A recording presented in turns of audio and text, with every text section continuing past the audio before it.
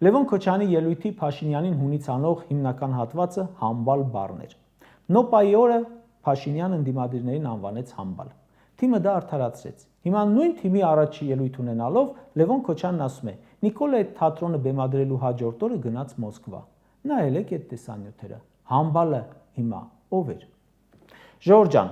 նախ անգամ Նիկոլի աջակիցներն էին նրան քլնգում Մոսկվա գնալու համար։ Այդքան ռուսներին քննադատեցիր, ինչ ասես ասացիր, ամեն ինչում մեղադրեցիր, վեկտոր էիր փոխում։